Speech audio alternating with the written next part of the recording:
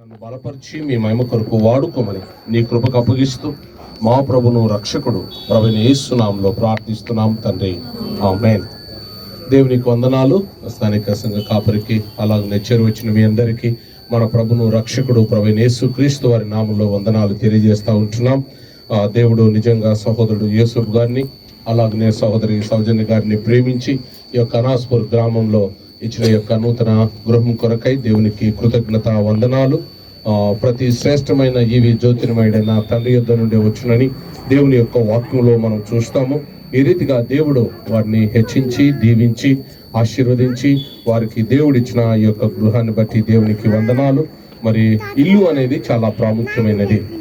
మానవుని జీవితంలో ఇల్లు అనేది చాలా ప్రాముఖ్యమైనది. కిరాయికి ఉంటున్నప్పుడు కొన్నిసార్లు మనకు ఇష్టం లేక ఇల్లు మారుతూ ఉంటాం. కొన్నిసార్లు ఇంటికల్లా వాళ్ళే ఖాళీ చేయండి, మాకు అవసరం ఉంది, మా పిల్లలు వస్తూ ఉన్నారు అని ఏ విధంగానో చెప్తా ఉంటారు. అప్పుడు ఇల్లు మారేటప్పుడు చాలా శ్రమ ఉంటుంది, చాలా బాధ ఉంటుంది. లగేజ్ తీయాలి, పెట్టాలి, ఇల్లు సర్దాలి, చాలా బాధ ఉంటుంది. సో వీళ్ళకి ఇప్పుడు ఈ బాధ లేదు, ఈ సమస్య లేదు. అందుని బట్టి మిమ్మల్ని కూడా ప్రోత్సహిస్తున్నా, మీరు కూడా దేవా ఈ భూలోకంలో మాకు సొంత గృహం ఇవ్వండి ప్రభు అని ప్రార్థన చేయండి. సో దేవుడు ఏదో రీతిగా దేవుడు మనకు దయచేస్తాడు. మన స్థితిని అది చిన్నగా ఉండొచ్చు, మనము కొనలేనంత కెపాసిటీ మనకు ఉండొచ్చు, కానీ దేవునికి సమస్తము సాధ్యము. దేవునికి అసాధ్యమైనది ఏది లేదు. సో సమస్తము సాధ్యం. కావున మనకు సొంత గృహము ఉండాలి. ఆ విధంగా నేను చెప్తా ఉంటే కొంతమందికి ఈ రాజీవ్ గృహకల్పంలో ఇల్లు వచ్చింది, అది దేవుడు ఇచ్చినదేగా. సో ఏదో రీతిగా మీకు సొంత గృహము వీరిలాగా కొనుక్కోవడానికి ప్రభు సాయం చేయొచ్చు, లేకపోతే గవర్నమెంట్ ద్వారా కూడా ఆ విధంగా గృహాలను ఇవ్వచ్చు. సో తర్వాత చర్చిలో ఒకసారి ప్రోత్సహించాను, మనకు సొంత గృహం అనేది ఉండాలా, మీరు ప్రార్థన చేయండి అని. సో ఒక సిస్టర్ ప్రార్థన చేస్తూ ఉంది. ఈ లోపల ఒక స్థలం, ఖాళీ స్థలం ఉంటే అక్కడ అన్ని గుడిసెలు వేశారు. ఆ గుడిసెల దగ్గర ఉన్నారా అవి వాళ్ళకి ఇప్పుడు పట్టా ఇవ్వబోతా ఉన్నారు గవర్నమెంట్ వాళ్ళు. సో ఆమె చెప్పింది, అన్న ఆ రోజు మీరు చెప్పారన్న, ఆ రోజు నుంచి మేము ప్రార్థన చేస్తూ ఉన్నాం, దేవుడు ఈ రీతిగా ఇవ్వడానికి అన్ని కూడా ఆ ద్వారాలు ఓపెన్ చేసి ఉంచాడు అని ఆ సహోదరి చెప్పడం జరిగింది. కావున మరి ఇల్లు అనేది చాలా ప్రాముఖ్యమైనది. ఇల్లు దేని నుంచి కాపాడుతుంది చెప్పండి? అందరు ఇల్లులోనే ఉన్నాగా జ్యోతమ్మ. ఇంటి వల్ల ఉపయోగాలు ఏమున్నాయి? ఇల్లు ఎందుకు ఉండాలి? రక్షణ. ఓకే, ఒకటి ఏమేమి రక్షణ? చలి నుంచి రక్షణ, వెరీ గుడ్. ఎండ, వెరీ గుడ్. రెండు, వర్షం, వెరీ గుడ్. ఈ మూడు చాలా ప్రాముఖ్యం. నాలుగోది దొంగల నుండి. ఓకే, ఉన్నట్టుండి అలాగన్నీ విడిచిపెట్టిపోయినాం అనుకోండి, ఎవరంటే ఎవరు వచ్చి తీసుకుని పోగలుగుతారు. కానీ ఇల్లు ఉండి దానికి డోర్ పెట్టుకొని చక్కగా మనం ఉండినట్లయితే దాని నుంచి మనము కాపుదల ఉంటూ ఉన్నది రక్షించడానికి. సో ఈ రీతిగా ఇల్లు అనేది చాలా ఉపయోగము మానవునికి, అది అవసరం కూడా. సొంత ఇల్లు ఉన్నదనుకోండి, ఒక పూట అన్నం లేకున్నా పర్వాలేదు, కానీ సొంత గృహం ఉంటే వచ్చి రాత్రి పని చేసుకుని వచ్చి రాత్రి మంచిగా వండుకొని నిద్రపోవచ్చు, డేలంతా పని చేసుకొని రాత్రి వచ్చి మంచిగా నెమ్మదిగా వండుకోవచ్చు అని ఆశ కలిగిన ఉంటారు. సో అటువంటి ఆశను ఈ బిడ్డలకు దేవుడు నెరవేర్చాడు. అందును బట్టి దేవునికి వందనాలు. ప్రియమైన దేవుని బిడ్డలారా, ఈరోజు వీరికి ఈ యొక్క ఇల్లు ఉంది, అలాగనే వీళ్ళకు పరలోకంలో కూడా ఇల్లు ఉంది. సౌజన్యం అలాగనే యోసేపు బ్రదర్ ఇద్దరు కూడా యేసు ప్రభును సొంత రక్షకునిగా అంగీకరించారు. సో వీరు ఈ లోకాన్ని విడిచిపెడితే, ఈ ఇల్లుని విడిచిపెడితే దేవుని రాజ్యమైన పరలోకంలో ఇల్లు ఉంది. యేసు ప్రభు వారు ఒక మంచి మాట చెప్పాడు, నా తండ్రి ఇంట అనేక నివాసములు కలవు, లేని ఎడలా నేను మీతో నిశ్చయముగా చెప్పుదును, మీ కొరకు స్థలములు సిద్ధపరచ వెలుచున్నానని ప్రభు చెప్పాడు. సో కావున మరి వీరికి పరలోకంలో ఇల్లుంది, భూలోకంలో ఇల్లుంది. ఈ రోజు ఇక్కడ చేరువచ్చిన వారు కావచ్చు, అలాగనే యొక్క శబ్ద యంత్రం ద్వారా ఇంటున్న వాళ్ళు కావచ్చు, కొంతమంది ఇల్లు లేకుండా ఉంటారు, వాళ్ళు కూడా బాధపడాల్సింది. కానీ యేసు ప్రభు నమ్మితే పరలోకంలో ఇల్లు ఉంటుంది. సో కావున ఎవరైనా యేసు ప్రభును నమ్మకపోతే, యేసు ప్రభు నేను పాపిని, నీ రక్తంతో కడిగి నన్ను నీ బిడ్డగా చేర్చుకో అని మీరు మీ పాపాలు ఒప్పుకొని యేసు ప్రభును సొంత రక్షకునిగా అంగీకరించినట్లయితే దేవుడు మీకు పరలోకంలో ఇల్లు ఇస్తాడు. ఒకవేళ దేవుని చిత్తం అయితే భూలోకంలో కూడా ఇల్లుని ఇస్తాడు, పరలోకంలో ఇల్లుని ఇస్తాడు. ఒకవేళ భూలోకంలో మంచి పెద్ద బిల్డింగ్ ఉండొచ్చు, యేసు ప్రభును నమ్మకపోతే పరలోకంలో ఇల్లే ఉండదు. అసలు వాళ్ళు పరలోకానికే వెళ్ళరు. వాళ్ళు ఎక్కడికి వెళ్తారంటే, ఇంతవరకు పాస్టర్ చెప్తా ఉన్నారు కదా, అగ్నిగుండానికి వెళ్తారు, యమగండానికి వెళ్తారు. అగ్ని అరదు, పురుగు చావదు. అందులో ఈ శ్రమ, బాధ, వేదన ఉంటది. మీరు ఇండ్ల గురించి అడిగినారు కదా, ఎండ నుంచి, చలి నుంచి, వేడి నుంచి, అలాగనే దొంగల భయం నుంచి కాపాడబడడానికి ఉపయోగపడుతుంది. అక్కడ ఎప్పుడు అగ్నిగుండంలో యుగయుగాలు సదాకాలము కాలుతూ ఉండాలి. ఆ దాని నుంచి తప్పించడానికి 2000 సంవత్సరాల క్రితం దేవుడు ఈ లోకాన్ని ప్రేమించి ఈ పరలోకమును వీడి భూలోకానికి ఎత్తించి మానవుల కొరకు సెలవుకు అప్పగింపబడి చనిపోయి తిరిగి లేచి గొప్ప రక్షణ సిద్ధపరిచాడు. కావున ఆయనను మీరు సొంత రక్షకునిగా అంగీకరిస్తే మీ పాపాలు క్షమింపబడతాయి. ఈ లోకాన్ని విడిచిపెడితే పరలోకానికి వెళ్తాం. దేవుని వాక్యాన్ని చదువుకుందాం. 127వ కీర్తన. యెహోవా ఇల్లు కట్టించని ఎడల దాని కట్టువారి ప్రయాసము వ్యర్థమే. చాలు సిస్టర్. యెహోవా ఇల్లు కట్టించని ఎడల దాని కట్టువారి ప్రయాసము వ్యర్థమే. వాస్తవానికి ఈ యొక్క భాగాన్ని మనం చూసినట్లయితే ఇది యాత్రా కీర్తన. చాలా మంది అభిప్రాయం ఏంటంటే ఈ యొక్క కీర్తను రాజైన సొలొమోను రచించాడు ఈ కీర్తనని వేదాంత పండితుల అభిప్రాయం. 127వ కీర్తన, 128వ కీర్తన, ఈ రెండు కూడా ఆయననే రాశాడని మనకు చక్కగా ఇక్కడ లేదు కానీ బట్ చాలా మంది యొక్క అభిప్రాయం. అయితే ఒక ఆథర్ ఏమని చెప్తాడంటే, ఒక రచయిత ఏమని చెప్తాడంటే, ఈ యొక్క సొలొమోను రాజు తన రాజ్యంలో 40 సంవత్సరాలు యుద్ధం జరగలేని విధానమును బట్టి ఆర్థికంగా చాలా అభివృద్ధి కలిగి ఉన్నాడు. అటువంటి సమయంలో ఈయన చాలా కన్స్ట్రక్షన్స్ చేశాడు. సో తన నగరాన్ని చాలా చక్కగా అలంకరించాడు, పెద్ద పెద్ద భవంతులు కట్టించాడు అని చెప్తూ ఆయన ఏమంటాడంటే, ఇవన్నీ నేను ఇంత కట్టినా కానీ ఇది దేవుడు కట్టకపోతే నేను కట్టలేదని ఆయన రికగ్నైజ్ చేస్తూ ఈ యొక్క సామును రాశాడు, లేకపోతే ఈ యొక్క కీర్తనను రాశాడు అని ఒక ఆథర్ ఆ విధంగా చెప్తాడు అనమాట. సో మనం కూడా ఈ రోజు కూడా మరి సహోదరి సౌజన్య అయితేమి, అలాగనే సహోదరి యోసేపు అయితేమి, నిజంగా వాళ్ళు కట్టాలంటే వాళ్ళతో కాదు, నేను కట్టాలంటే నాతో కాదు, ఎవరితో కట్టాలంటే కాదు.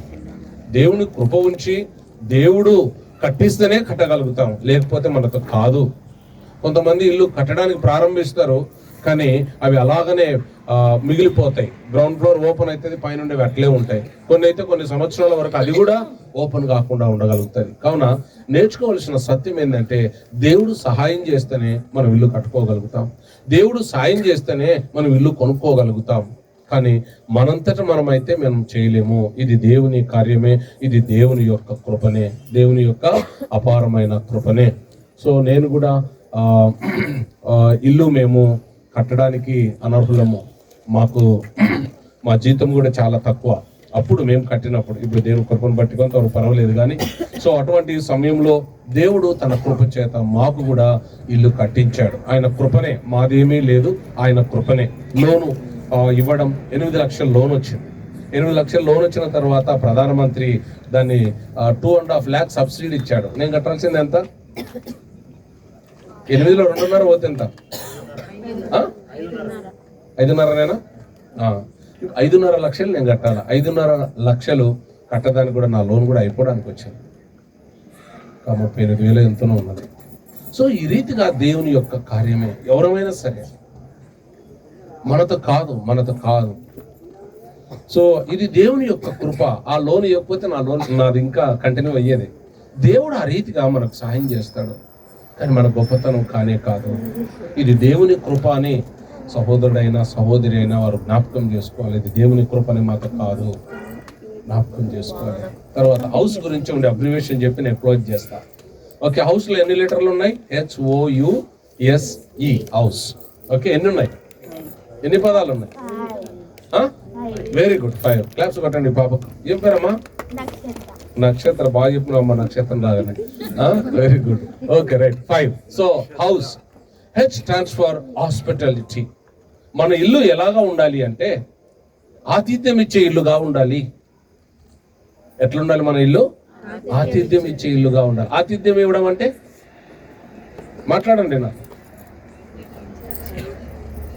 ఆతిథ్యం ఇచ్చే ఇల్లు అంటే ఏంటి? బ్రదర్ చెప్పండి. అంటే ఓకే, ఆహ్వానిస్తే చాలా ఆహ్వానించాలి. ఇంకా యాడ్ చేయండి బ్రదర్, కరెక్టే, ఆహ్వానించాలా, ఇంకా దాన్ని కొంచెం యాడ్ చేయండి. బంధువులేనా? ఓకే, ఇంకా సన్మానించేటట్లు ఉండాలా?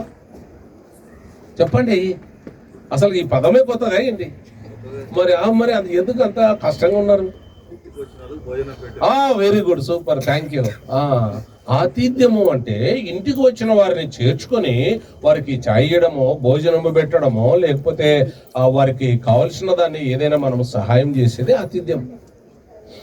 ఓకే, దాన్ని ఇంగ్లీష్లో హాస్పిటాలిటీ అంటారు. ఓకే, ఇది ఆతిథ్యం. బైబిల్ ఎవరన్నా అట్లా ఇచ్చారా?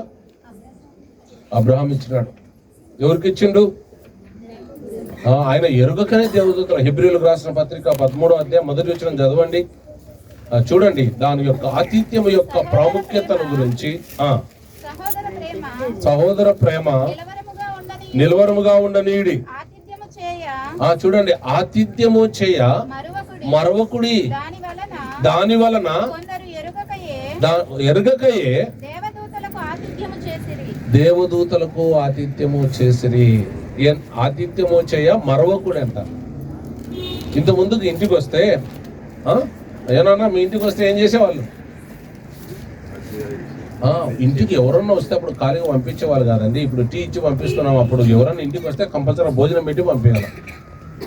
భోజనం పెట్టి పంపించాలి. మనం ఉన్నదే. ఒకవేళ మన ఇంట్లో లేకపోతే, ఒకవేళ రైస్ ఉన్నదనుకో, పక్కన దాల్ అడిగి వాళ్ళ దగ్గర తీసుకొచ్చి అన్నం పెట్టి పంపించేవాళ్ళు. కానీ ఇప్పుడు ఈ ప్యాటర్న్ మారిపోయింది. ఇప్పుడు ఇంటికి వస్తే టీ ఇచ్చి ఇంకా తప్పించుకుంటున్నారు అంతే సులువుగా. టీ ఇచ్చేది కూడా ఆతిథ్యమే కదా గారు అంటే, టీ ఇచ్చేది ఆతిథ్యమే. కానీ యేసుప్రభు వాటర్ ఇవ్వమన్నాడు, కానీ వాటర్ కంటే మీరు టీ ఇస్తున్నారు. కానీ భోజనం పెట్టాలి. భోజనం సమయంలో ఆతిథ్యం ఇవ్వాలి. ఆతిథ్యం చేయ మరొకటి. చూడండి, అబ్రహాము ఆయన మధ్యాహ్న కాల వేళ ముగ్గురు అక్కడికి వచ్చినప్పుడు వారిని ఆహ్వానించాడు. నా టైం లేదు ఇంకొకటి చెప్పడానికి కొరకు పరిగెత్తుకుంటూ వెళ్ళాడు. కొద్దిగా అలసట తీసుకోండి, కొద్దిసేపు ఇక నీళ్లు తాగండి. మీరు కొద్దిసేపు ఏమనుకోకుండా మీరు ఉండినట్లయితే, నేను మన భాషలో చెప్తున్నాను, ఆ బైబిల్ భాషలో కాకుండా, నేను మీకు భోజనం సిద్ధం చేసి వెళ్ళండి అని చెప్పి ఆయన పరిగెత్తుకుంటూ ఆయన భోజనాన్ని పెట్టాడు.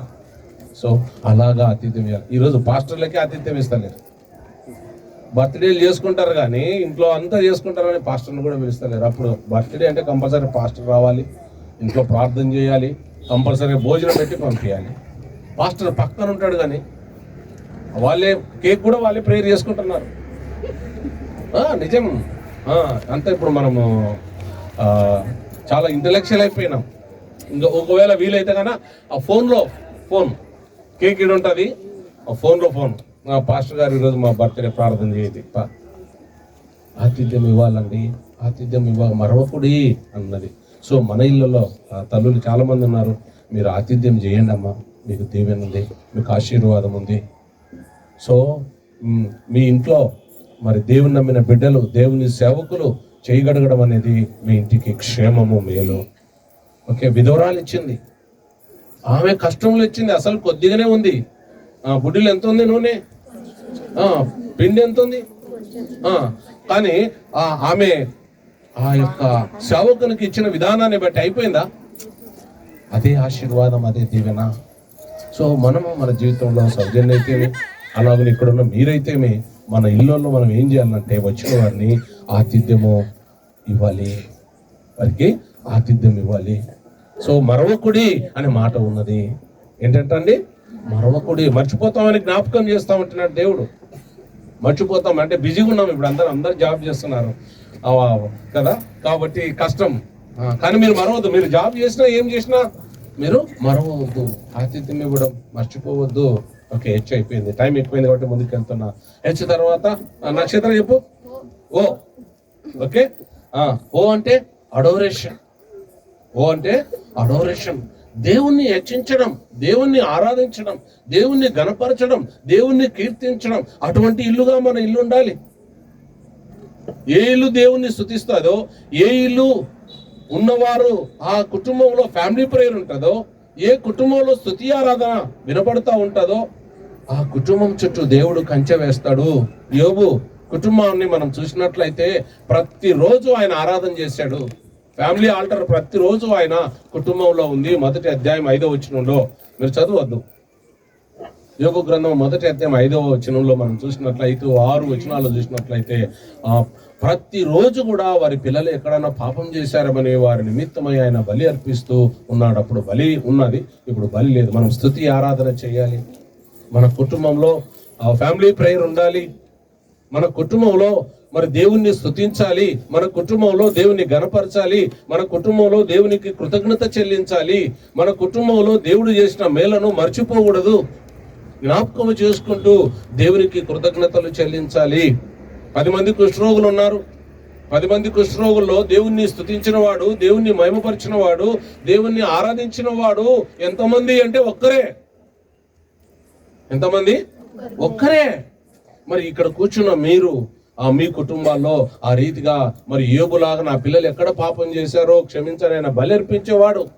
మీరు ఆ విధంగా ప్రార్థన చేస్తున్నారా? దేవా, నా కుమారుడు ఎక్కడైనా పాపం చేశాడేమో, నా కుమార్తె ఎక్కడైనా పాపం చేశామో క్షమించు ప్రవ్వా, మీ రక్తంతో కప్పు ప్రవ్వా, నీ రక్తంతో కడుగు ప్రవ్వా అని మీరు అడుగుతున్నారా? మీరు ప్రార్థన చేస్తున్నారా? చేస్తే మంచిదే, చేయకపోతే చేయాలి. అలాగనే నీ కుటుంబంలో ఉన్న అవసరతలను బట్టి ప్రార్థన చేయాలి. ఉదయాన్నే లేచిన వెంటనే ఒక స్తుతి కీర్తనను పాడుకొని మీ యొక్క జీవితాన్ని ప్రారంభించాలి. ఆ రీతిగా నువ్వు దేవుణ్ణి స్తుతించడం మంచిది.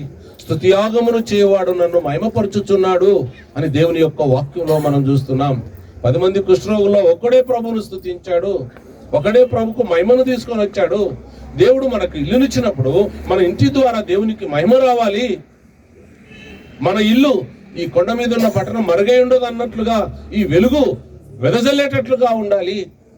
అనగా అటువంటి పవిత్రమైన జీవితం కలిగి మన కుటుంబాల్లో ఉండేటట్లుగా ఉండాలి.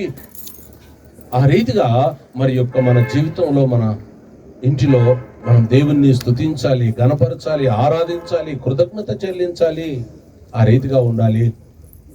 ఆది కాండంలో చూస్తాం, నోవాహు కూడా జలప్రలయంలో దేవుడు కాపాడినందుకు ఆయన బలిపీఠము కట్టి దహన బలిని అర్పించాడు.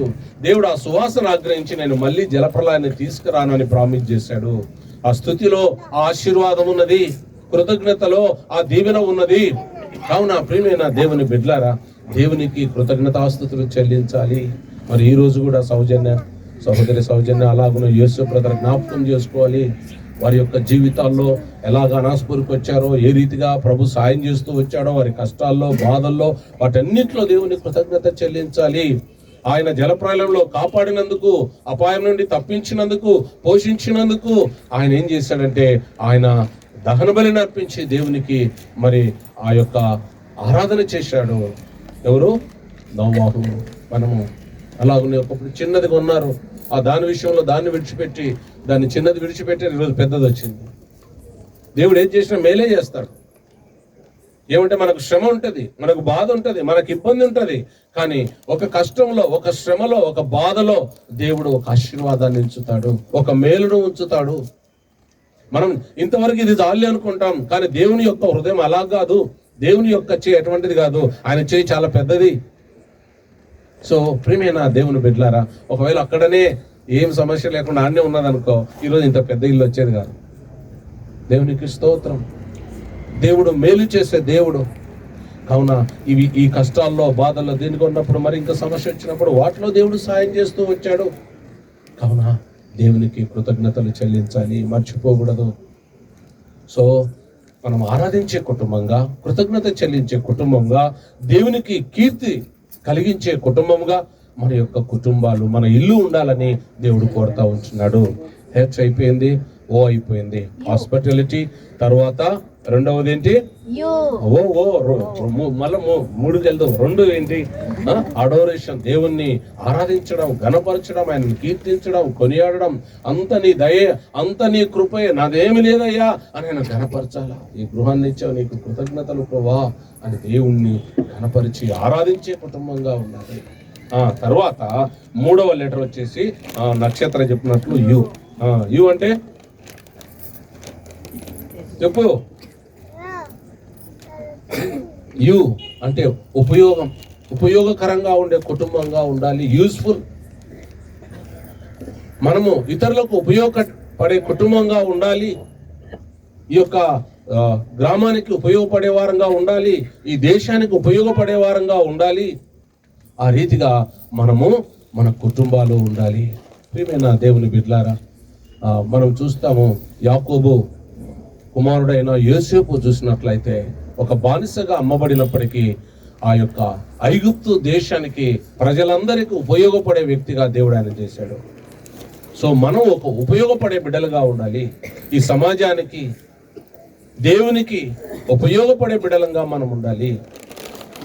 ఆ రీతిగా మన జీవితాలు ఉపయోగకరంగా ఉండాలి. అలాగనే యూనిటీ కూడా చూసుకోవచ్చు. మనం కుటుంబంలో యూనిటీ ఉండాలి. కొంతమంది భర్త భార్య మాట్లాడుకోరు, మళ్ళీ బయట చూడడానికి చాలా మంచిగా కనపడతారు. కొంతమంది పిల్లలతో మాట్లాడరు. ఈయన చెప్తాడు, అరే మీ మమ్మీకి ఇట్లా చెప్పరు అంటాడు, ఆమె చెప్తుంది మీ డాడీకి ఇట్లా చెప్పరు అంటారు. వీళ్ళు మాట్లాడుతారు. యూనిటీ ఉండాలి, కుటుంబంలో ఐక్యత ఉండాలి, ఐక్యత ఉండాలి. కుటుంబాల్లో చిన్నాభిన్నం అయితే ఉన్నాయి, ఐక్యతతో ఉండాలి. మనకు దేవుడు ఇల్లు ఇచ్చినప్పుడు మన ఇల్లు ఐక్యత కలిగిన కుటుంబంగా ఉండాలి. ప్రియమైన దేవుని బిడ్డలారా, అమెరికా దేశంలో జోనాథన్ ఎడ్వర్డ్స్ అనే ఆయన ఉన్నాడు. ఓకే, ఆయన ఒక 10 సంవత్సరాల 10 తరాలను ఆయన గురించి చూశారు. ఆ 10 తరాల్లో వారి యొక్క సంతానం అంతా కూడా దేవుని యందు భయభక్తులు కలిగి జీవించిన కుటుంబము. ఆ కుటుంబంలో ఉన్న బిడ్డలు అమెరికా దేశంలో గవర్నర్లుగా ఉన్నారు, అమెరికా దేశంలో పాస్టర్లుగా ఉన్నారు, అమెరికా దేశంలో మిషనరీస్ గా ఉన్నారు, అమెరికా దేశంలో ఈ యొక్క కాలేజీలు ఉంటాయి కదా, యూనివర్సిటీ వారికి ఛాన్సలర్స్ గా ఉన్నారు, అలాగనే జడ్జెస్ గా ఉన్నారు, లాయర్స్ గా ఉన్నారు. ఈ రీతిగా అమెరికా దేశానికి ఒక ఉపయోగపడిన కుటుంబంగా వాళ్ళ కుటుంబం ఉంది. ఆ ఇల్లు ఉన్నది. ఆ ఇంటిలో తల్లిదండ్రులు నేర్పారు, మోరల్స్ నేర్పారు, ఎథిక్స్ నేర్పారు, నీతి నేర్పారు, భక్తి నేర్పారు, న్యాయబద్ధంగా బ్రతికేది నేర్పించారు. సో ఆ రీతిగా వారి పిల్లలను పెంచడంను బట్టి వారు పెద్దగైన తరువాత వారు ఆ దేశానికి ఉపయోగపడ్డారు. దేవుని చేత ఉపయోగపడే పాత్రలుగా ఇప్పుడు కూడా ఉన్నారు. వారు జోనాథన్ ఎడ్వర్డ్స్ అనే వారి ఫ్యామిలీ ఇప్పుడు కూడా ఉన్నారు. ఆయన లేడు, ఆయనతో పాటు వారి యొక్క సమకాలికుడు ఉన్నాడు. ఆయన డూక్స్ మ్యాక్స్వెల్ ఆర్ సంథింగ్ ఏదో ఉన్నది. వారి యొక్క కుటుంబంలో ఉన్న ఇంటిలో ఉన్న బిడ్డలందరూ ఆయన ఒక త్రాగుబోతు, ఆయన ఒక వ్యభిచారి, ఆ పిల్లలు కూడా త్రాగుబోతులు, వ్యభిచారులు, డ్రగ్స్ ఎడిక్ట్స్, నరహంతకులు అయిపోయారు. ఇప్పుడు వాళ్ళందరూ రోడ్ల మీద ఉన్నారు. వాళ్ళ తరం కూడా ఉన్నది. కొంతమంది రోడ్ల మీద ఉంటే కొంతమంది ప్రిజన్ లో ఉన్నారు. సో ఈ రీతిగా వారి యొక్క ఇంటిలో నుండి వచ్చిన వారేమో ఆ యొక్క దేశానికి బాధకరంగా, ప్రజలకు ఇబ్బందికరంగా ఉన్నారు. ఈ ఇంటిలో నుంచి జోనాథన్ ఎడ్వర్డ్స్ ఇంటిలో నుంచి వచ్చిన వాళ్ళేమో ఆ దేశానికి ఉపయోగపడే పాత్రలుగా ఉన్నారు, దేవునికి ఉపయోగపడే పాత్రలుగా ఉన్నారు. నువ్వు ఎంతగా ఉపయోగపడుతున్నావు? ఇతరులకు ఎంతగా మనం ఉపయోగకరంగా ఉన్నావు, యూస్ఫుల్ గా ఉన్నావు? సో ప్రియమైన దేవుని బిడ్డలారా, ఇతరులకు మనము ఉపయోగకరంగా ఉండే కుటుంబంగా మన ఇల్లు ఉండాలి, మన ఇంట్లో ఉన్న బిడ్డలు ఉండాలి. స్వార్థం ఉండకూడదు, సెల్ఫిష్నెస్ ఉండకూడదు. వస్తుంది కానీ ప్రార్థన చేసుకొని దాన్ని తీసివేసుకోవాలి. నా కుటుంబం, నేను, నాది అనేది నా అనేది చాలా డేంజర్, అపాయం అన్నమాట. అనేది చాలా డేంజర్. సో కావున అది రావడానికి అవకాశం ఉంది, నాకు కూడా వస్తుంది. ప్రార్థన చేసుకునే దాన్ని అయిని సీగా చేసుకోవాలి. క్రైస్తును పోలి జీవించాలి, క్రీస్తును పోలి బ్రతకాలి. అలాగా మరి క్రీస్తు ఎంత ఉపయోగపడ్డాడో చూడండి ఈ సమాజానికి. కుంటోళ్ళకు ఉపయోగపడ్డాడు, గుడ్డలకు ఉపయోగపడ్డాడు, చనిపోయిన వాళ్ళకు ఉపయోగపడ్డాడు, కృష్ణులకు ఉపయోగపడ్డాడు, శాస్త్రులకు ఉపయోగపడ్డాడు. వాళ్ళు యాక్సెప్ట్ చేయలేదు కానీ పాపులకు ఉపయోగపడ్డాడు కదా. ఎంత సమాజానికి ఉపయోగపడ్డాడు చూడండి ఆయన. సో ప్రియమైన దేవుని బిడ్డలారా, దేవా నన్ను వాడుకో ప్రభువా, నేను నీ చేత ఉపయోగపడే పాత్రగా ఉండాలి. నా కుటుంబం, మా గ్రామం కావచ్చు, ఒక కంపెనీ కావచ్చు, నువ్వు చేసే పరిస్థలంలో కావచ్చు, ఆ కంపెనీకి ఉపయోగకరంగానూ ఉండాలి. వీరిని అనవసరంగా నా జాబ్లో పెట్టుకున్నాను అనేటట్లుగా ఉండకూడదు. ఒక ఉపయోగపడే పాత్రగాను ఉండాలి. నన్ను వాడుకో ప్రభువా ఒక ఉపయోగపడే పాత్రలాగా అని మనం దేవుణ్ణి అడగాలి. దేవుడు గాడిదను వాడుకున్నాడండి, దేవుడు చేపను వాడుకున్నాడండి, దేవుడు కాకిని వాడుకున్నాడండి. వాళ్ళు దేవుని స్వరూపంలో లేవు అవన్నీ. నువ్వు నేను దేవుని స్వరూపంలో ఉన్నాం. వాటి కొరకు ప్రభు ప్రాణం పెట్టలేదు. నీ కొరకు నా కొరకు ప్రభు ప్రాణం పెట్టాడు. మనం దేవుని చేత ఉపయోగపడే పాత్రలుగా ఉండాలి. మన ఇల్లు, మన ఇంట్లో ఉన్న మనం దేవునికి ఉపయోగపడే వారంగా ఉండాలి. ఓకే, 3 అయిపోయింది. 4వది పాప నక్షత్ర ఎస్సా? Okay, very good. So S అంటే సర్వీస్, పరిచర్య చేసే కుటుంబంగా ఉండాలి. సర్వీస్, పరిచర్య చేసే కుటుంబంగా ఉండాలి. ఇది దేవునికి పరిచర్య చేసే కుటుంబంగా ఉండాలి. మీ ఉద్యోగాలు మీరు చేసుకోండి, కానీ దేవుని పని ఉన్నప్పుడు దేవుని పని చేయాలి. నీ చేతనైన పని ఏది ఉన్నదో ఆ పని చేయాలి. పనిని చూసి తప్పించుకొని పోకూడదు. ఆ అక్క చేస్తారు, ఆ అన్న చేస్తారు అనేది కాదు. ఆ అక్క చేయొచ్చు, ఆ అన్న చేయొచ్చు, ఆ తమ్ముడు చేయొచ్చు, ఆ చెల్లి చేయొచ్చు, కానీ నీకు దీవెన రాదు. నువ్వు స్వార్థపరుడవు, స్వార్థపరురాలు అయిపోతావు. నువ్వు దేవునికి పరిచర్య చేసే బిడ్డగా ఉండాలి. నీ ఇల్లు, నీ ఇంటిలో ఉన్న బిడ్డలు సర్వింగ్ చేసేవారుగా ఉండాలి. చాలా మంచిదండి. అసలు దీన్ని చాలా మంది చేయరు, కానీ ఓకే, సర్వీస్ అనేది చాలా ఇంపార్టెంట్. ఈ పరిచర్య అనేది చాలా పరిచర్యలో చాలా రకాలు ఉన్నాయి.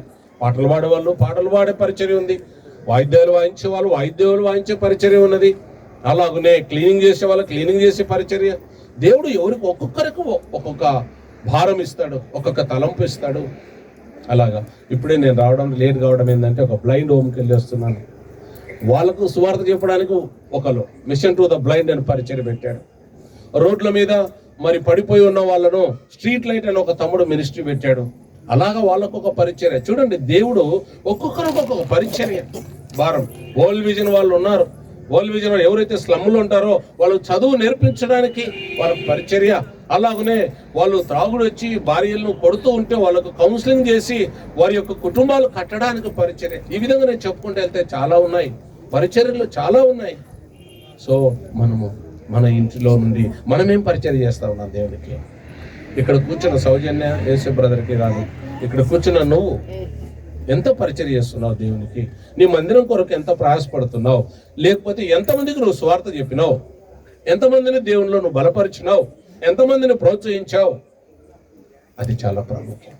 అపోస్తలుల కార్యం 18వ అధ్యాయం 26వ వచనంలో మనం చూసినట్లయితే అకుల్లా ప్రిస్కిల్లాలు ఇద్దరు ఉన్నారు. వారు అక్కడ మనం చూస్తాము, ఒక బ్రదర్ని చేర్చుకున్నారు, అపోల్లోను చేర్చుకున్నారు. ఆయన చాలా మరి లేఖనమైనందు ప్రావీణ్యం కలిగిన వాడు, అన్ని తెలుసు, కానీ బాప్తిస్మం ఇచ్చే యోహానే ఆయనకు తెలుసు. అయితే సేవ చేయాలని ఆశతో ఉన్నాడు. ఆయనకు క్రీస్తు మార్గమును చాలా స్పష్టంగా చక్కగా ఇద్దరు భర్త భార్యలు ఆయన ట్రైనప్ చేసి ఆయనను మళ్ళీ సేవ కొరకు పంపించారు. సో ప్రియమైన దేవుని బిడ్డలారా, ఆ రీతిగా మనం ఇతరులను బలపరచాలి.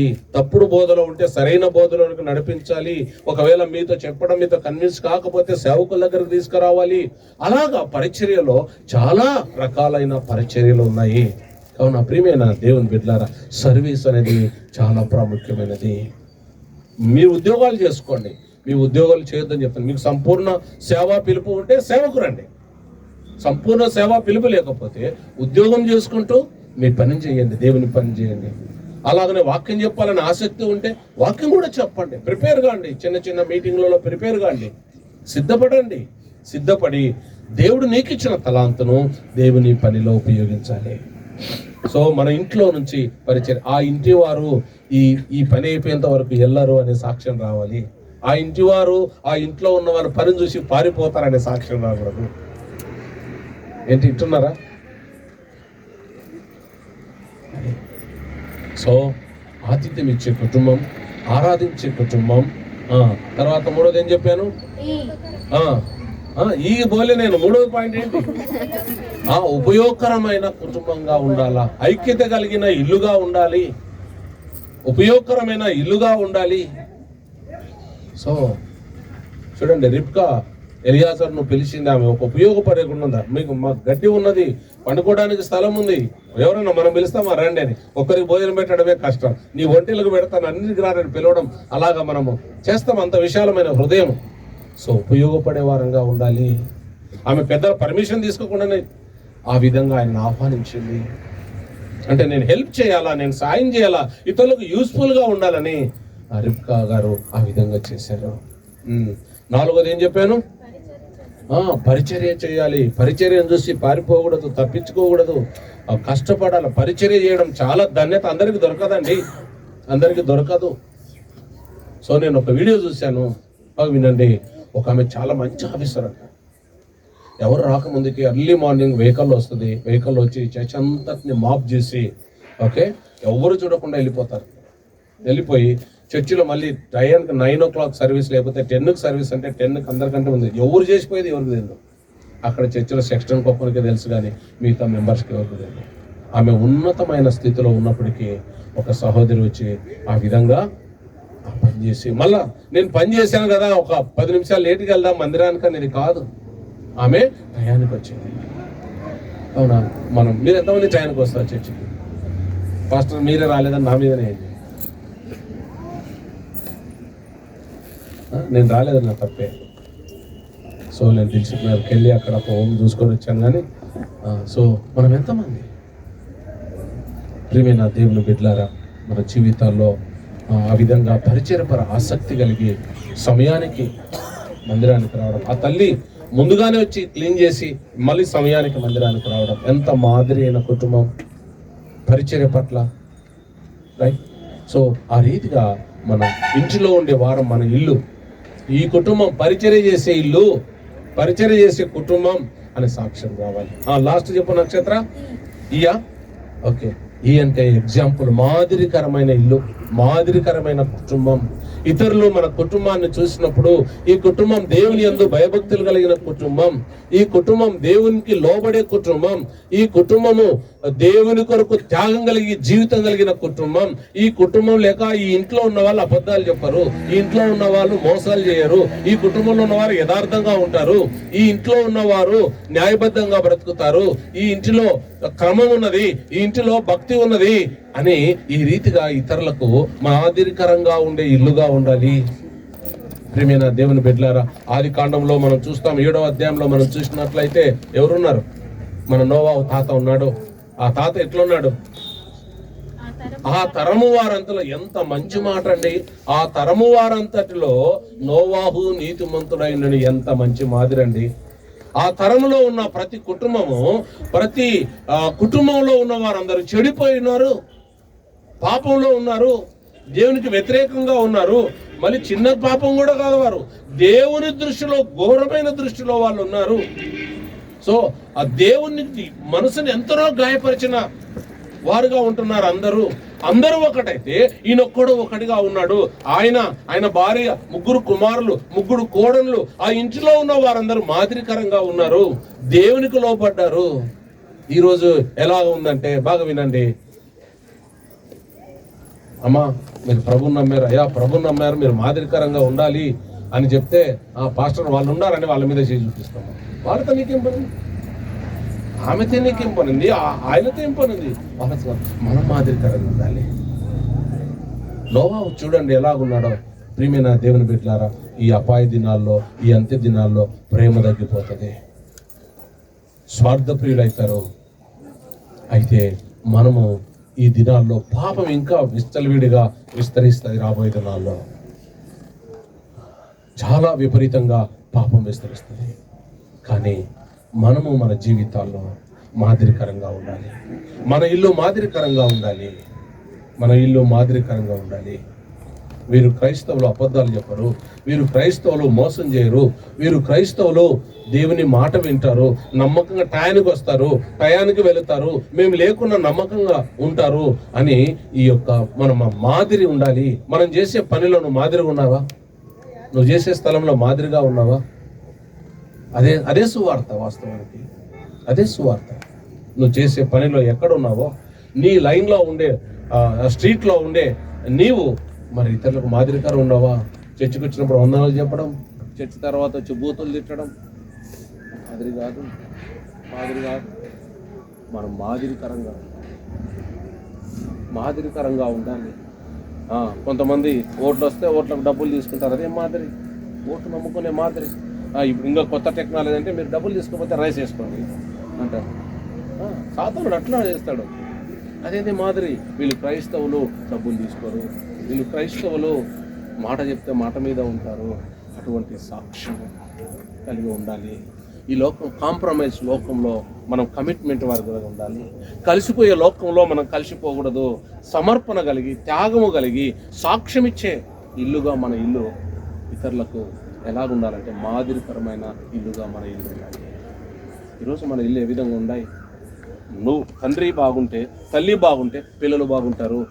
తండ్రి బాగలేకపోతే, తల్లి బాగలేకపోతే పిల్లలు కూడా బాగుండరు. మనమేమో బాగుండం, మన పిల్లలు బాగా కావాలనుకుంటారు. వాళ్ళు అంటారు, మనతో చెప్పారు, నువ్వు ఫస్ట్ మారు, నాకు చెప్పు అంటారు. సో మనం మాదిరికరం ఉందా? మన పిల్లల దగ్గర ఉన్నాం మాదిరికరంగా?